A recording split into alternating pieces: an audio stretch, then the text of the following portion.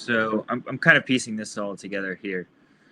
I want you to think about early baseball as the political theater of America, right? Especially in the periods between, let's say, 1909 to the mid to even late 1950s. And what I mean by the political theater is that it was the stage or the stand upon which the psychological, subconscious American dramas, the theatrical heroism that underpins and undergirds the American industrial progressive urge, right? So when I say progressive urge, I mean the force that moves, and the force that moves the universe, the force that moves the cosmos, the force that moves a nation or a country or a political identity, a social construct, a region, a culture, right? So the force that moves in this sense, in a philosophical sense, is the will. It's the force of the will or the thermodynamic force of the cosmos. It's the stellar nuclear fusion of stars. Um, when that is translated down the sort of nesting doll of the scales and valences and superstructures into microstructures of the cosmos, you can localize that phenomenon as a intergalactic universal phenomenon down into the 1910s, 20s, 30s, 40s, 50s United States of America. Um, you have different things that compel the human species to reproduce, to survive, to attain a narrative of status, to fulfill expectations placed upon the individual by family, society, culture, to fulfill genetic and biological imperatives, which again are to survive and reproduce. Um, this is where culture gets really interesting, and that humanity in a base biological way is translated and moves through a game, through sport. Heraclitus, the Greek philosopher, very early Greek philosopher, pre-Socratic, says the cosmos is a child playing with colored balls. He calls it the aeon, or the ion, which is the eternal or the grand scale or grand scope of all time, right? Which is meant to represent space time itself or the universal. This intuition of Heraclitus is very astute when you translate it in thermodynamic terms through the scales of human evolution, the grand cosmos, the grand cosmic scheme of genetic evolution, in which humans play a part as one species, in at least in an earthly sense, a genetic family that really is the entire Earth. You look at, again, the differences in the genetic code between a human being and a tree or a snake or a plant, very, very little. It's essentially really the same language and even the same book. So we're looking at creative ways to interpret this. And this is what the cosmos does in terms of a diversity. It's a cooling system, and over time, the cooling system from that initial frictive explosion that we think of as the Big Bang, right, or the moment in which there's this immense production of cosmic heat and thermonuclear force, that's translated over time into increasingly diverse scales and scopes of being. So you can think of that as the grand cosmic being proper. And then that's being translated into all of these different notes and narratives and symbols and signs within the grand cosmic architecture itself. Um, that translation is what we think of when we think of creation or when we think of God or the universe or being itself as the great whole of all things. That creativity is the game, it is the soul, it is the spirit beneath all things, and that's always what's at play. It's being itself trying to figure itself out. So with culture, you have this really fascinating mirroring effect that's going on in this grand cosmic architecture, because culture is always at least a little bit about play. Whether that's theater, whether that's art, whether that's sport, it's always at least a little bit about playing, creating, being creative. And this is a direct mirroring of that universal cosmic impulse of the will itself. The will itself may seem terrifying, it may seem primal, primordial, the unknown, the consumptive urge, the darkness of feeding and sexual desire, et cetera, et cetera, et cetera. But beneath that assumed representation, so the beast or even the demonic realm of creation, beneath that there is this pure force of will, this pure thrust, which is itself the creative impulse of the cosmos. That's what's being translated and really, really, really hitting a strong note, a major C, so to speak, in America in the 1910s to the 1950s with baseball, because what baseball is it is actually the political theater of America, particularly as it relates to the dynamics of race and class. Right? These are men that are playing this game. Right? Women attend the games, but these are men playing this game. So it's primarily a dynamic of race and class, and it's a discussion of who participates, who is prioritized, what narratives and what stories are being seen, how they're being seen, television, radio, something like the souvenir program that I'm depicting up here, which is it's a proof of the program itself, created by an artist who was living in the south side of Chicago for the East-West Negro Leagues All-Star Game in 1939.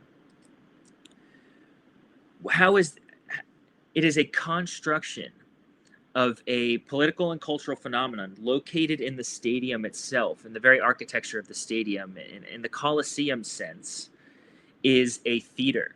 It's a political, cultural, and social theater that is playing out the fraught dynamics of in-groups, out-groups, inclusion, exclusion, of humanity proper as it is located in the United States of America, the emerging and then primary world power at this time in human history.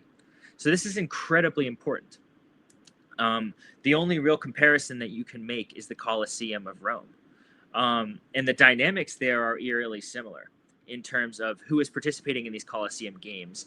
The idea of the Olympics, the idea of the gladiator, the idea of enslaved people performing for the citizens of the civilization or of the empire. This is something that actually it's mirrored hundreds and hundreds of years later in the Florida Hotel Leagues in the very early 1900s in the United States. While the Cuban leagues are being integrated just a little further south on the island of Cuba, this Florida Hotel League is assembled, where the owner of these hotels brings some of the best Black and Cuban baseball players of all time to play for the guests at these Gilded Age hotels. I'll grab one of the names for them. One of them is Breakers, and the other one is... yeah, the Royal Poinciana Hotel, Palm Beach, Florida. Flagler was the owner, Henry Flagler. And then you have this very, very, very powerful dynamic of exclusion, racial tension, and segregation from the Jim Crow era into the 30s, 40s, 50s that's broken by Jackie Robinson in 1947, the moment he steps out onto that field of American professional baseball, formerly whites only. What he's doing is terraforming the social and cultural political mind and the landscape of America forevermore. And the reason why it is forevermore is because baseball is the cultural mirror of the consciousness of the landscape of the American psyche. That's just how important baseball is and how invested people are in baseball. 40,000 Black fans attended this East-West baseball game. Fans of all ages, right? Many different people actually attended this game, but 40,000 fans attended this match. This was one of the most well-attended baseball events or cultural events that was occurring in America at this period of time, consistently, right? You have to think the scale of the population in America was radically different at this time as well, compared to the 2020s. So what I'm talking about, I know it's kind of like a complicated introduction, But what I'm talking about is the cultural mirror of baseball as it relates specifically to segregation, racism, and slavery.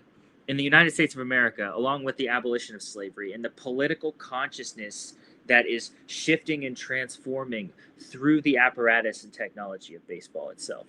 So I think of John Brown. It makes me think of John Brown, the abolitionist. Actually, he dies in the late 1800s, and one of his last letters says he does not think that the consciousness of the nation can be changed without bloodshed. That these things are so deep rooted and deep set. And I think about that, and I think about the cultural technology of baseball and what we've been discussing in terms of a working class revolution that's occurring across the entire Western Hemisphere. It's the creation of a working class sphere of camaraderie, of culture, of participation, of event that is inclusive, that includes games, it includes music, it includes food, right? It's a subversion. It's an underground movement. And so I think of that, and then I think of these Negro Leagues All-Star games, which actually became more popular than the All-Star games in the segregated white league, the quote-unquote American Professional League. And then I think about that moment of convergence. You have these parallel lines that are destined to intersect, which is the train of Rube Foster's Negro Leagues and the train of the American white professional baseball leagues, which actually a little bit before 1900 were not actually segregated and then became segregated in very strict terms. You have renowned managers like John McGraw, who went to Cuba and watched a lot of the black players play in America and was ready to offer substantial amounts of money to these players like Josh Donaldson to join his teams, amounts of money that would break contract records in terms of the existing contracts in the white American professional baseball leagues because of what he witnessed, including players like Jose Mendez, for instance. You're watching this collision course, and so you have people like McGraw, or you have people like John Brown, the abolitionist, who are witnessing. There's this political consciousness that's fomenting, and then you have these early adopters or these revolutionary figures who are ready to make this change in terms of an integrative, revolutionary, collaborative, bringing together two formerly excluded and exclusive in-groups and out-groups to make something better, greater, fundamentally more powerful, stronger, more creative, right? And so you're looking at this dynamic tension between outmoded political consciousness and perspectives with the possibility for new creation and novelty. So that's the revolutionary mode. There's a famous quote. I'll have to look back to see who it was by. It might be by Kafka, actually. The most incendiary revolutionary the day after the revolution becomes the greatest conservative. And I challenge that quote. I say it's actually that revolutionary thought, or the mode of being revolutionary, is a form of consciousness that is always seeking to revolutionize. And I ally that directly with that creative, innovative force of the cosmos proper, which is a rapidly cooling, diversifying, expanding in perspective, multiplying in representation and symbolism. It's an added complexity. So when you think of the creation of all of the different diversities of being that inhabit planet Earth, whether that's animals, plants, etc., right, bacteria, you're looking at an incredibly complex neurological ecosystem that's all mutually interdependent, which itself forms the world, so to speak. If we were going to conceptualize world, that's what world would be. And so what you're looking at is it's almost like a mind game of consciousness in terms of what is being complexified and what is being added, what is being included. And you have this mirrored, again, in the cultural stage. What is being incorporated into the body of culture? What is being included? What is being innovated? What is being created? So this souvenir program, to me, is actually such a great example, because what this is showing in real time is a a black print artist in Southside Chicago preparing the proof for the souvenir program of the East-West All-Star Game in 1939. And I'll show you the back of this program.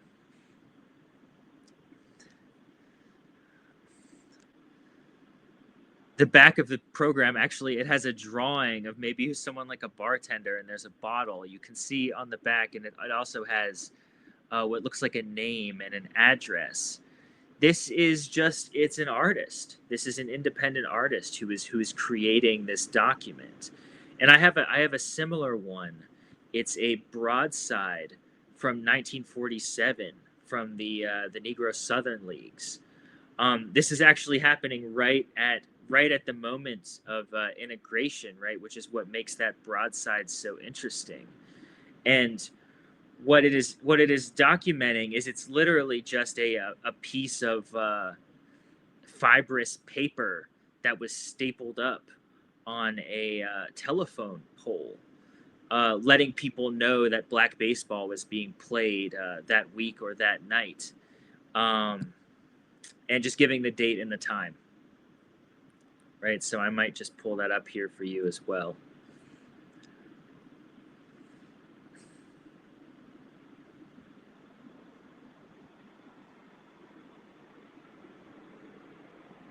Yeah.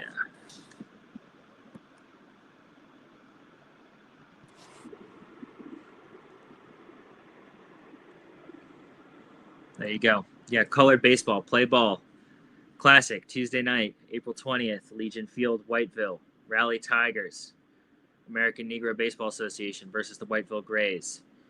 Admission 75 cents, children 40 cents, 8 p.m. Raleigh Tigers were the 47 champions of the Southern Negro League.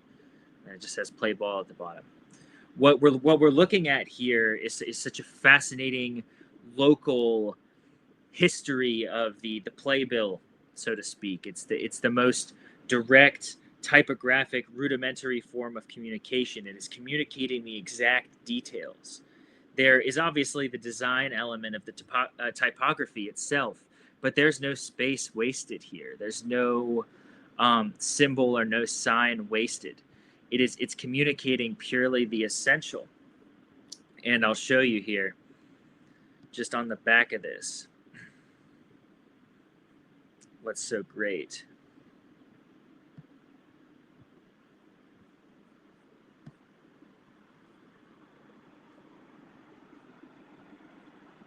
Yeah, here we go. The same thing is present, right? There's this cartoon on the back. This is from a independent printing studio.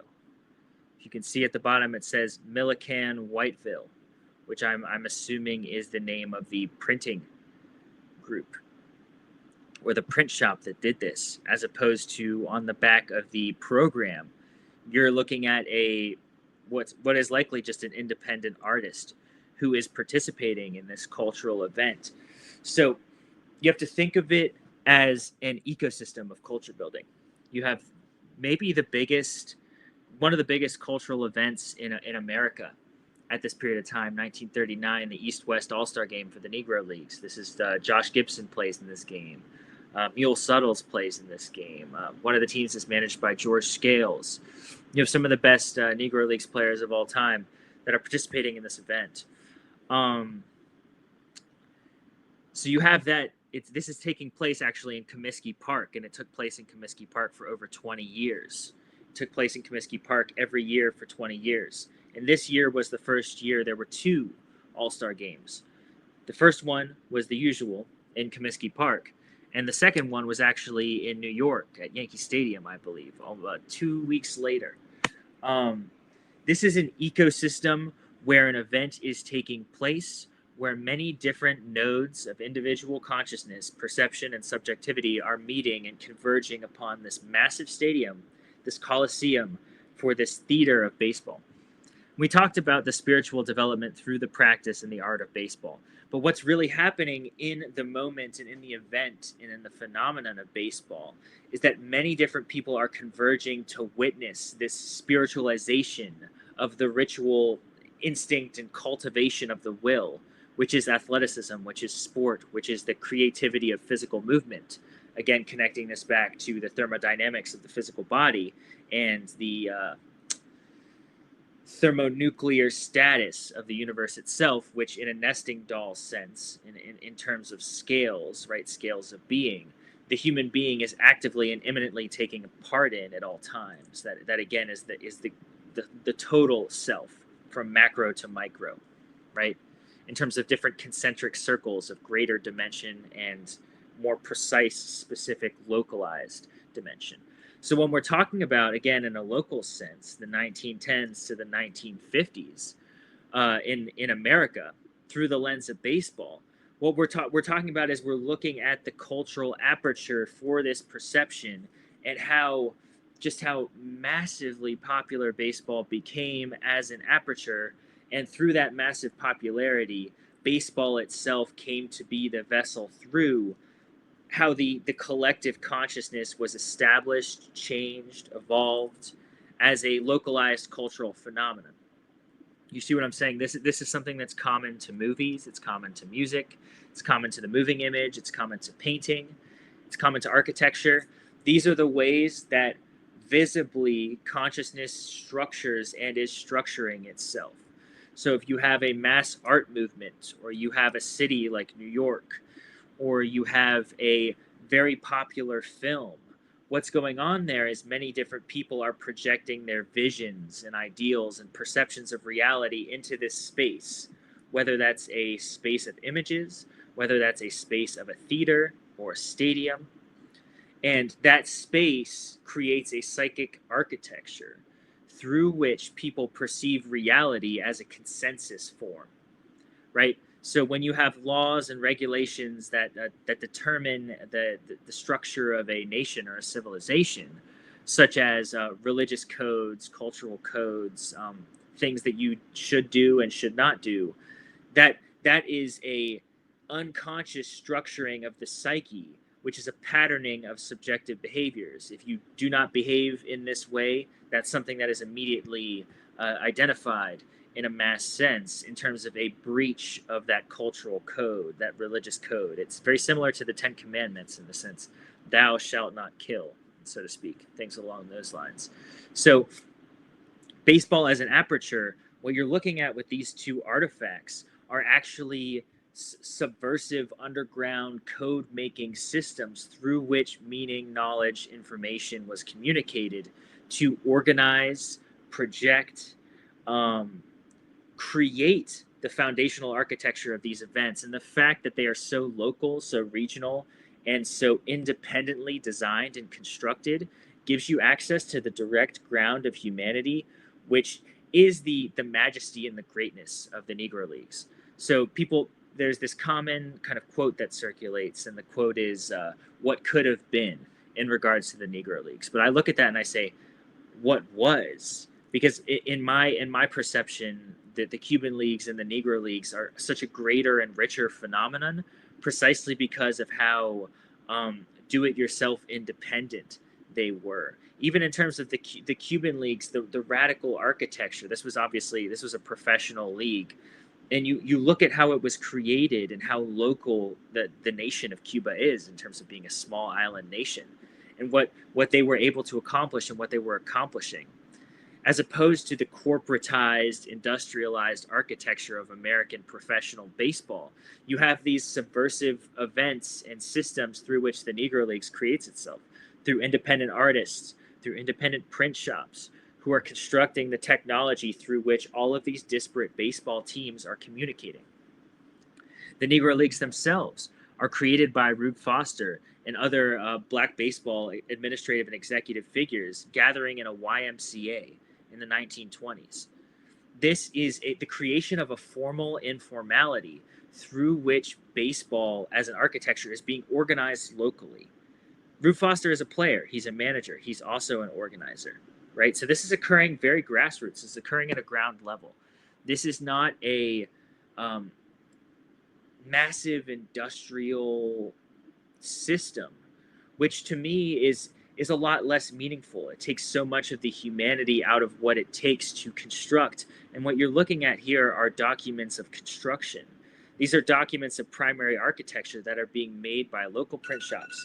They're being made by independent artists, and they are constructing the possibility for this imaginative event. And it's no coincidence that teams like the Black Yankees and the Negro Leagues actually would sign contracts to play at Yankee Stadium, or the East-West baseball game was played at Comiskey Park, as it's notated here, the park of the Chicago White Sox, the Major League Professional Baseball team.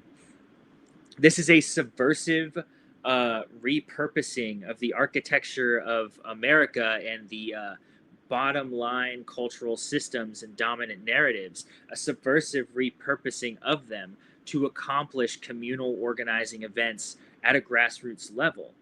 This is a revolutionary practice. It's something that's occurring again in the political underground through the actions of individuals who are collaborating to construct a cultural event for a group of people who are being actively excluded, marginalized, repressed in the dominant cultural architecture itself.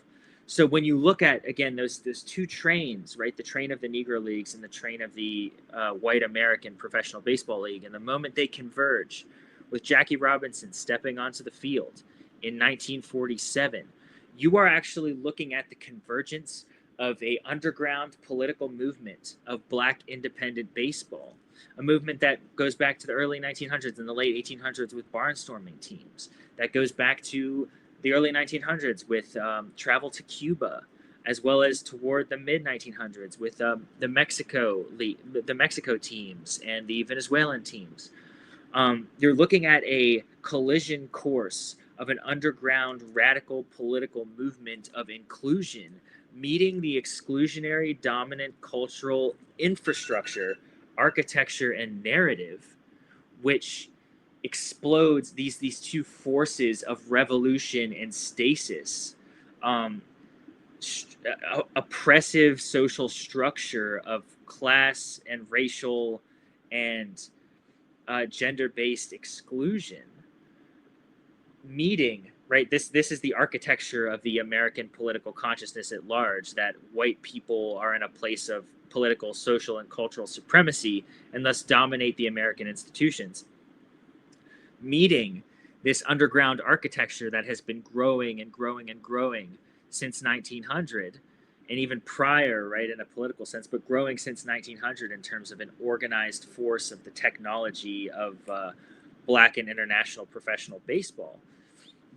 Those two forces are meeting, and there is an explosion of the American political consciousness proper, because what Jackie Robinson stepping onto the field represents is the utter rupture of that dominant narrative being reflected in a representational symbolic sense to the greater American political consciousness, signifying the end of an era of discrimination, exclusion, that there is no going back once he steps onto that field. To me, it is perhaps the greatest moment of the civil rights movement that could possibly occur, because what Jackie Robinson is doing is he's disrupting the primary American cultural technology, which is the narrative and meaning-making system in the American political consciousness and the American political mind at large.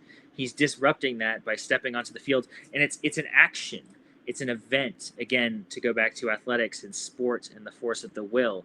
It's something that happens in real time, and his participation in the physicality of the phenomenal and phenomenological event of baseball, the terrain of the stadium, the action of stepping onto the field of play, is itself a rupture in that exclusion, which it cannot be reclaimed by the American political consciousness, because it is an event that has occurred. So that's what I mean by this radical novelty and meaning making through. I'm just looking at something here. Through the construction of this underground revolutionary political system, which we discussed in a Western hemispheric sense. Players like Luis Aparicio, Minnie Minoso, And then you have the players that they never actually rupture the institutional system of American professional baseball, like Jose Mendez or Ray Dandridge. You're looking at this incredibly powerful, creative, independent movement that forms across national borders, across racial and ethnic borders, even across linguistic borders, right? You think of Mexico and Cuba, and then Black American baseball players from Virginia going to play there. That system itself, as a meaning-making system and a network that is incredibly human and profoundly interconnected across borders and racial and ethnic and cultural constructs, is itself the great meaning, right? It is itself the great construct of power and art and creativity. And you look at a document like this program or the flyer, the broadside advertising the event, there's such incredible power even in the typography and what is being conveyed with the direct urgency that it's a form of art that is so expressly, directly political and social. Because it's a form of communication. It pulls no punches in the immediacy and directness of what it needs to say, but it also draws the eye in terms of the creativity and the organization of what it is saying, how and where it is saying and constructing itself in the dynamic of the paper. So you're really looking at this incredibly fertile and beautiful movement of creativity. It's not only just in the design and the typography of these events, it's in the events themselves. It's, again, I spoke about the uniforms, and it's ultimately, in the greatest sense, in the creation and construction of this network of interconnection and communication, which is the traveling of people to construct different organizational bodies, like the early Harrisburg Giants, or the Veracruz team in Mexico, or the team for Trujillo in the Dominican Republic with Satchel Paige. All of these different moments, right? There's different players who are gathering together wearing different uniforms and constructing different political events of social and cultural organization. This is a meaning-making system in a grid, and all of this is occurring beneath this steady, fixed, constant organization of American white professional baseball, which has several ruptures, like the Players League or like the Federal League, which are ruptures of labor organization, which is the phenomenon of class conflict occurring within American baseball and the cultural architecture of American baseball, which is something that it's being discussed within the segregated ethos of whiteness, the construct of whiteness in terms of the white owners, the white industrialists, and the white economic powers, with the poor white immigrants and working class professional baseball players within baseball, such as Walter Johnson or Dizzy Dean, right? So there's that fabric, and then you have Dizzy Dean, who barnstorms with black baseball players, and then you have other white baseball players who barnstorm with black baseball players and Cuban baseball players. You have players like Christy Mathewson who go up against these players both in Cuba and the United States. But the meaning-making system in terms of that dominant narrative is so fixed, and it's so constrained by its fixity, by the conservative nature of what it excludes, right? And so much is being excluded by white American professional baseball that you have this entire shifting ecosystem by necessity, which is, you can see very clearly here in the design architecture of the program and the flyer, this shifting ecosystem by necessity, which is art within art within art, because it's so creative, because it's so fomenting in the humanity which is constructing it, of alternatives, of possibilities, of collaborative ventures. Satchel Paige picks up from New Orleans, I believe, and just heads off to play for Trujillo because of the offer. He packs his bags. He tells Josh Gibson and a couple other players, "Let's go. This is what we got. This is what we're going with."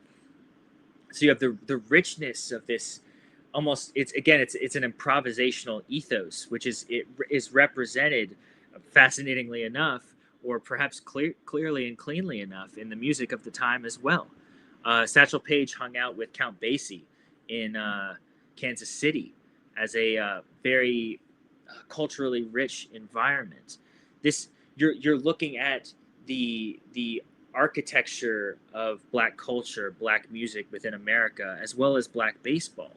And this level of creativity is just not reached by the dominant exclusionary ethnocentric architecture of white American professional baseball.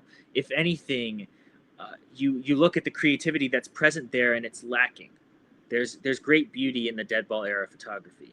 There's great beauty in the design of the American professional baseball uniforms of this period of time of segregation. But when you look at the groundedness and the richness and the humanity of the architecture of black baseball in terms of the Negro Leagues and independent teams of the early 1900s, even the photography, cabinet photos, etc., as well as Cuban baseball, you're looking at a radical freedom through improvisation that is breaking down the institutionalized racism and segregation of these cultures, which fail to metabolize creativity through change, and thus are stultified forces of will, delimited forces of will, which are themselves trying to hold on to a myth, a pseudo reality.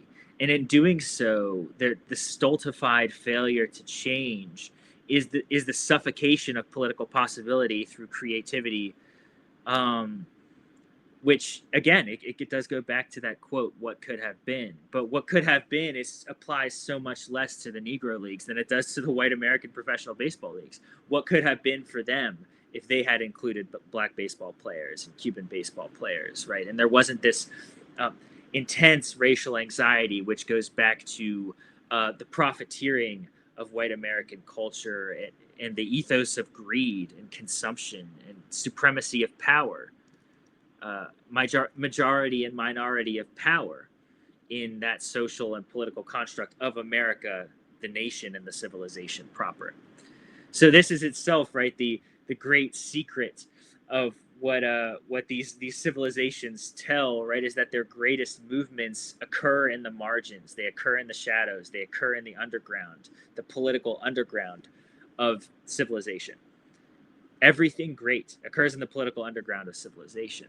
It's like the story of Diogenes and Alexander the Great. Diogenes is living in a wine barrel, and Alexander the Great wants to meet him and have a conversation with him. And he's like, "What can I do for you? I'm Alexander the Great." And Diogenes says, "Just get out of my sun," because he's standing in the sunlight that Diogenes is attempting to bask in while he's sitting in his wine barrel.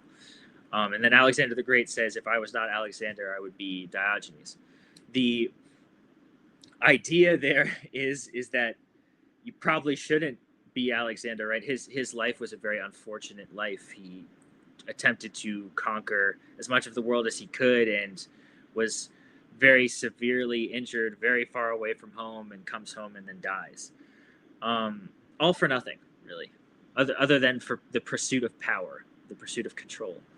And you see this over and over again. It's a pattern in human history, is that there's this consumption and presumption of power, this desperation of power, which undergirds civilizational movements, which are the attempt to create control groups of greater than and lesser than, which is usually delineated through ethnicity, class, racial dynamics, religious dynamics, you name it. But this whole time where all of this madness of meaninglessness is going on, meaning is being created at the ground level through cultural architecture, which is the improvisational construction of meaning-making groups and cultures and communities which traverse bounds. They traverse boundaries. They go across language. They go across national borders. They go across religious and racial and cultural borders. And that's the creation of a richness. It's the creation of a human richness, which cannot be captured and cannot be purchased and cannot be controlled by these attempted structures of political domination.